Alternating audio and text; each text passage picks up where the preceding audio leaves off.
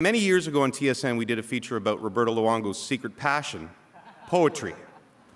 And I'm going to read one with your permission, called Twins. Daniel, Henrik. Henrik, Daniel. Ballet on blades, red-headed blaze. For years now, I bear witness to your art. And yet I still can't tell you dudes apart. Beautiful.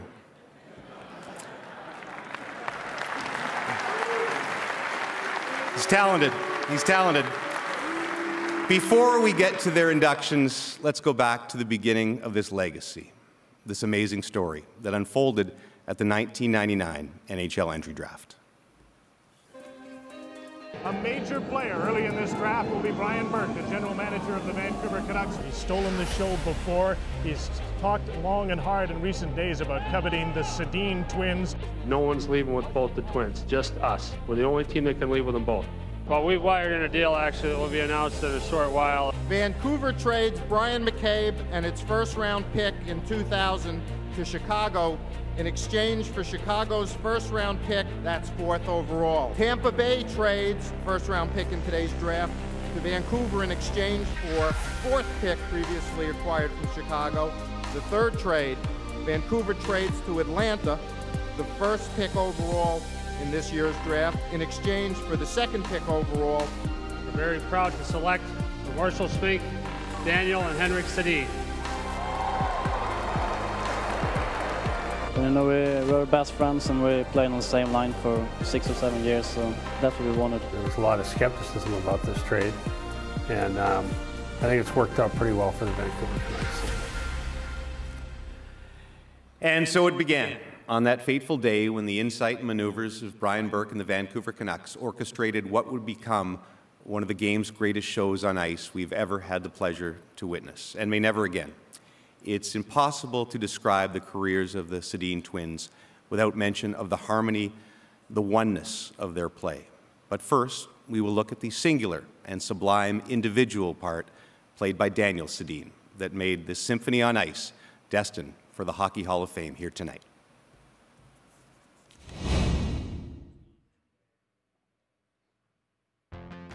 The Sedins are remembered for having a telepathic connection on the ice as they lit up the scoreboard for the Vancouver Canucks throughout their careers. Despite being identical twins, the Sedins' playing style was not identical. Daniel was more of a goal scorer, Henrik more of the playmaker. There's Daniel, what a goal! What a beauty! And look at that no-look tip by Henrik. He knew exactly where Daniel was going to be. The pair caught the eye of NHL scouts and GMs after making their professional debuts at 16 for Modo in the Swedish Elite League. Daniel would lead Modo in scoring in their 2nd season, as the twins were awarded the Golden Puck as the best Swedish players. In 1999, then Canucks GM Brian Burke was convinced to keep the Sedins together as he made the famous draft day trade to take Daniel 2nd overall, 1 pick ahead of his brother. Daniel's eye for the net was on display right away as he would finish his rookie season with 20 goals. His breakout campaign would come in the post-lockout era, finding the back of the net a team-best 36 times in the 06-07 season. I don't care who you're cheering for, that was quite a goal. After being named an alternate captain in 2010, Daniel would have a banner year with 41 goals and a league-best 104 points to claim the Art Ross. He also won the Ted Lindsay Award and was named to the All-Star game for the first time in his career. His performances that season helped Vancouver reach the Stanley Cup Final, where the Canucks would narrowly lose a close 7-game series to Boston. In 2016, the 3-time All-Star became the highest-scoring Canucks player of all time, passing fellow Swede Marcus Naslund. After 17 seasons, Daniel and his brother decided to hang up their skates, playing their final game in April 2018. Daniel, Henrik, back for Daniel. Let's it go, he scores! It was emotional for sure. We don't show a lot of emotions, but deep inside, I think it's going to stay there for a long time. Like his brother, Daniel represented his native Sweden at numerous international events. The three-time Olympian claimed gold in 2006 and a silver in 2014 to go along with his World Championship gold medal from 2013. In February 2020, the Vancouver Canucks retired both Daniel's 22 and Henrik's 33. One of the game's elite and most consistent producers for a generation, Daniel Sedin will long be remembered as one of the true greats. To present Daniel's Hall of Fame plaque, the man who brought the Twins together in the NHL, Brian Burke.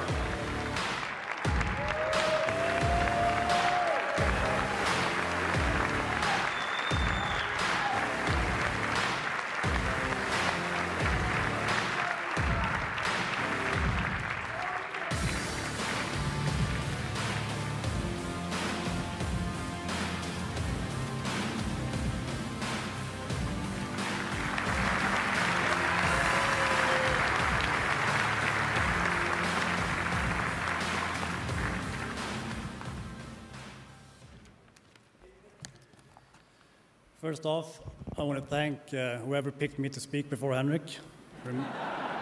Reminds me of draft day. Thank you, Brian. Thank you to Mike Gartner and the selection committee for this honor, and to Lanny McDonald and the Hockey Hall of Fame staff who have made this such a great weekend of celebration. On Friday, I met Börje Salming for the first time, and that was probably the highlight of my weekend. He paved the way for all Swedish players coming after him. A true inspiration, and it is so special to see what he meant to his teammates, colleagues, and to the hockey community.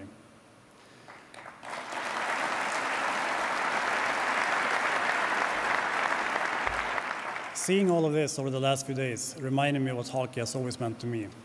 It's about teammates, supporting teammates. It's about making friends for life, and it's about being there for others through all the ups, but more importantly, all the downs.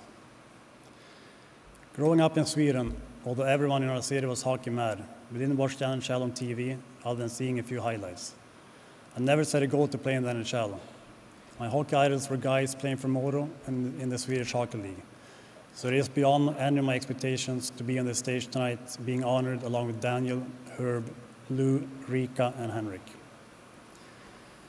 Playing youth hockey in Sweden was full of good memories. First in Järved and then for Modo. I want to thank all the coaches and teammates from those early days. It was always about having fun. We won some games and lost others, but in the end, it was just kids enjoying playing hockey. I'm fortunate to have had the experience of playing for Team Sweden. Thank you to the Swedish Hockey Federation for the chance to play with some of the guys here tonight, instead of always against them. Alfie, it was always a pleasure representing Sweden alongside you. There are few players, if any, more competitive than you, whether it be hockey, table tennis, or playing soccer before games. Mike Barnett, JP Berry, Claes Elefalk, thanks for all the support you've given us, Henrik and I, over the years, and for guiding us through every issue we had, big or small.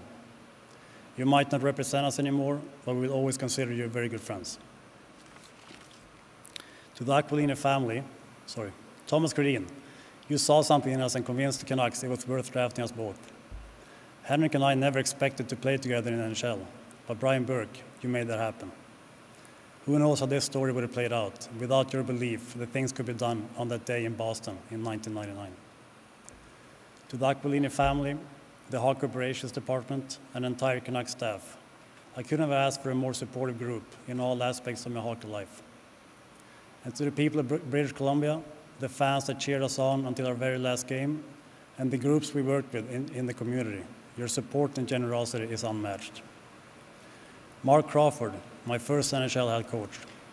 There were lessons to be learned every day, and trust me, we learned. I think you saw something in us and knew we needed to be pushed. And with age and experience, I can now appreciate that. You set big expectations from the beginning, and although it took a few years to meet them, thanks for those early lessons and your patience. I had the same great respect for Alain Mignot, who continued to challenge us and develop us as players. AV, you gave us the chance to become the players we wanted to be. Thank you. Henrik and I arrived in Vancouver at 20 years old, a long way from our friends and family for the first time, and it wasn't easy. Mattias Olden and Marcus Näsden were there from the beginning to help us adjust to life in North America and teach us about the expectations of us as professionals. We had the chance to learn from two of the best role models, and it eventually rubbed off on us. Again, it took a while, but we got there. Anson Carter, you taught us to take ownership of our play. I still remember you dragging us in to watch video of our power play, or things we needed to do better as a line. You want us to be the go-to guys, an attitude I took with me the rest of my career. Don't leave it up to someone else. Take the initiative. Great lessons for us as young players, great lessons for life too. Sitting on the bench watching Alex Burrows play his first few games in the NHL, I remember looking over to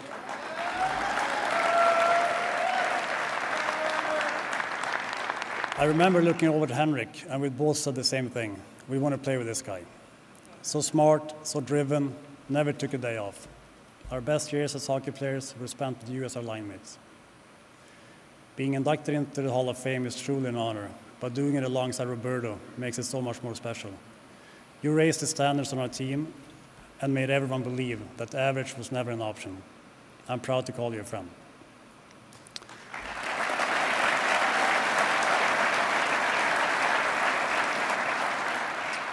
Alex Edler, Kevin Bieksa, Ryan Kessler, Jannik Hansen. What great years we had with you guys. Coming to the rink was never boring. We challenged each other every day, and although we had very different personalities, we all had a team-first mentality, and that made it fun. I can't mention individually all the people who had an impact on me as a player and a person, but to all my coaches, teammates, and people I crossed paths with, thank you for all the conversation, memories, and support through the years.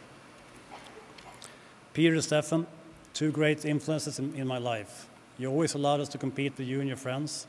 You might have been reluctantly, but you didn't show it. We had to work hard just to keep up with you guys, and it sure taught us about perseverance. Mom, Dad, thanks for making sports from a young age just a game. You drove us to and from activities and never said a word about our performance. You let us grow up loving all sports, not just hockey. Dad, your patience and positive attitude is something I will always admire. You instilled in me that nothing is impossible if you put in the time and you're committed. Mom, your kind and caring personality is very, very special, and we all love you for it. We also love your pancakes. Henrik, I will only say this once. You have always been a calming influence in my life, and it has made a difference not only in my career as a hockey player, but also as a person. In my mind, you're a better hockey player than me, a better person than me, and I'm saying this sincerely, but also knowing that you will stand up here in about 10 minutes. Can't wait to hear what you're going to say about me.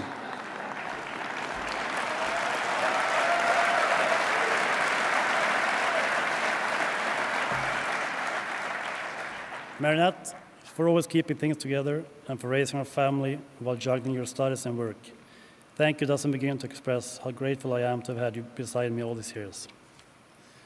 Through your work at CFEC, I see every day what a difference you make not only in our family's life, but also in the lives of many other families. Ronja, Eric, Anna, I could not have asked for 3 kinder or more considerate kids. You have grown up too fast, and I regret all the time I was away and all the moments I missed, including Eric's birthday. Not just the day with the cake, the actual birthday. Sorry, buddy. You're all unique, and I know you will succeed in anything you take on. I love you all so much. Our family has 2 special places that are close to our hearts. To all of you who have traveled from Sweden and Vancouver to be here this weekend, thank you for sharing this evening with us. Thank you.